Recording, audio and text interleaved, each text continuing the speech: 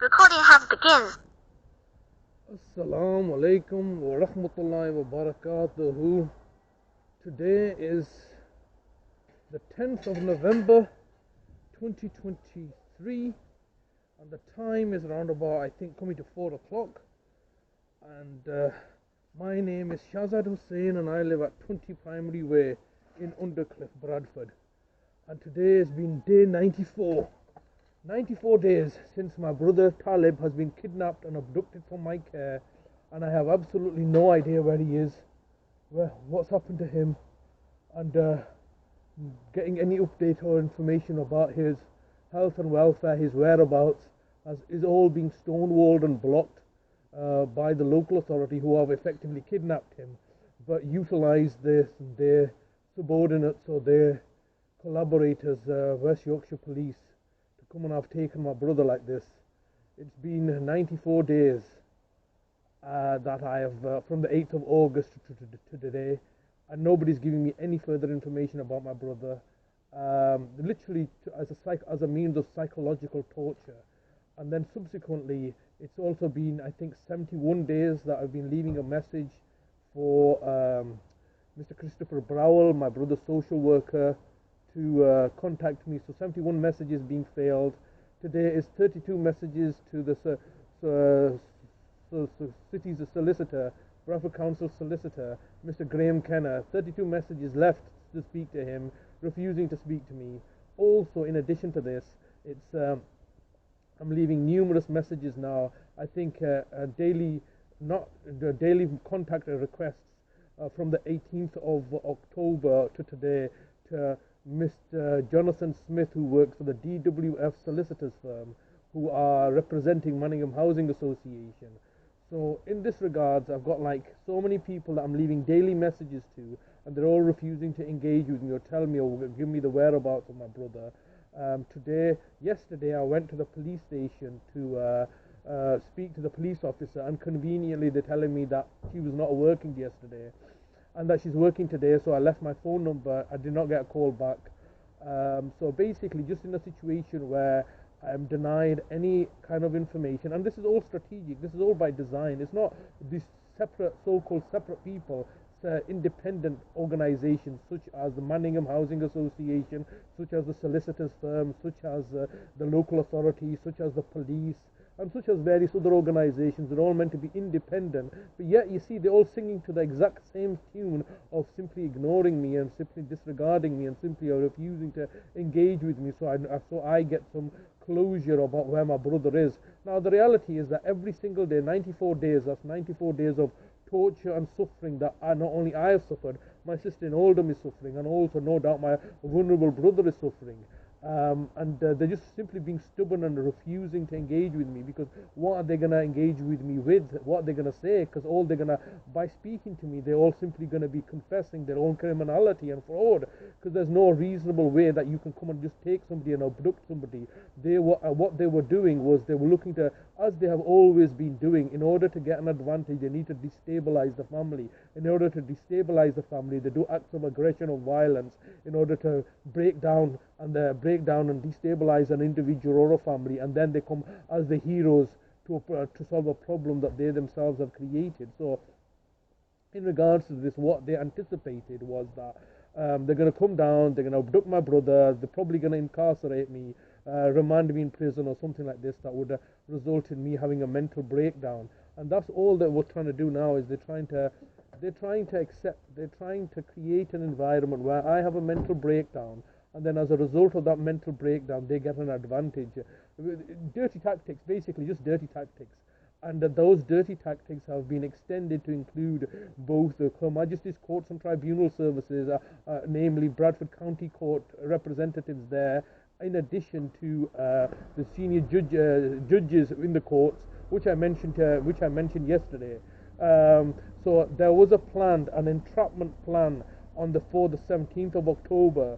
So where I was going to attend, at this hearing, it was going to go all one way, basically to my detriment, and all to the claimant's advantage. It was basically another staged event, a setup. It failed because of my purse capacity and ingenuity, I guess, That got adjourned because it was impossible. If you remember me stating this, it was an impossibility that it was going to be adjourned. But it got adjourned because of what I did, as a result of which they're now scrambling to reconstitute that. As a consequence, my brother's been kidnapped as a result of me making allegations that I'm going to expose the judiciary for the fraud. So you see, rather than all these small points, you need to look at what the outcome is, and the outcome is always to my detriment. I catch these people failing systemically, endemically, and when I highlight this, they all close ranks and target and victimize me. And one of the things that they always try to pull upon is, oh, Mr. Hussein's being aggressive, he's being violent, that's an easy trope to make, isn't it? I'm being aggressive and violent, when the reality is that you're being incompetent and malevolent, but that's not something that you're willing to accept or compute. So you would rather have me being the violent aggressor, and for you to become the noble, egalitarian service provider, doing everything what you're supposed to be doing. Yet when I'm looking to highlight your failures, I get the one that's being victimized. And now as a consequence, my brother's being victimized. I was at the police station yesterday, and they've basically extended it for another 30 days. This is simply not acceptable. They have not provided me with any legal framework. They've just come and kidnapped my brother, and as they had done so last time, 5 years ago, they have no legal basis to do any of this stuff. It's all fraud and corruption. But where do you go if the local authority, which includes all the councillors and the members of parliament, in collaboration with the police force, which includes the crime commissioners or the Lord Mayors, which in collaboration with the healthcare providers and the NHS, in collaboration with the courts and tribunal services, in collaboration with the judiciary, in collaboration with anybody and everybody else that they need in order to perpetuate this fraud and deception and corruption. Because ultimately it's not just one, they all work together as a coalition of partners that help each other out in order to continue the facade and the lie and the deception, that they are doing what they're supposed to be doing, and yet all of a sudden, we get somebody just dying, and nobody's, everybody's umming and ahhing and saying lessons will be learnt. How can you learn lessons to a fraud that you're perpetuating and creating for your own personal benefit, which is to your advantage, so you can so you can get money from the public purse to feed yourself and keep yourself in employment and keep job security, whilst at the same time failing to do your jobs properly and failing to do your duty of care properly. It's all fraud and corruption. It's all lies and deception. It's all same malevolence that I'm having to deal with over and over again. And it's getting a bit cold.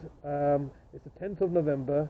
And no progress at all. 94 days later, and I'm left with a situation where I'm sat here and trying to make sense of it all, trying to come to terms with the fact that I may never see my brother again, just like I had to come to the terms that I may never see my mother again. And I did not see my mother for the last 334 days of her life, while under similar circumstances the local authority had captured her and were holding her hostage because to prevent me from exposing the judicial fraud. And as I'm going to say this to my last breath and dying days, that the judiciary is corrupt to the core. All the judges are on the fiddle, on the take, all right, and it's a lie and a deception and an affront to justice. That everybody believes that British justice is the best in the world, when the reality is that they're all in each other's pockets. They're all feeding themselves at the expense of abusing the trust that we the people place into the judiciary and the independence and the respect that we give them, that they're going to do justice by us, the people. And it's not justice for the people, it's justice for them, their colleagues and their elites and their associates, so they all can get paid and financially profiteer from your own misery, because you, the people, choose to trust the system that is designed to exploit you. So I'm just going to end it here today. Getting a bit cold. Today is the 10th of November, and I'm not suicidal. In fact, I've had quite a good day today. It's been quite positive. I got some positive news from a friend, and it was all. You got to take the good with the bad, and it's been a positive day today. I'm feeling optimistic, not as down and depressed as I was a couple of days ago. Obviously, the reality is that I'm still, worried about my brother. But what can one do? But just muster on and persevere. So not suicidal at all. In any harm comes to me, as has harm come to my brother, then the only culprit in this is the local authority. And I don't know what you're going to do about that, because the local authority is beyond reproach, beyond anything. So let's just end it there.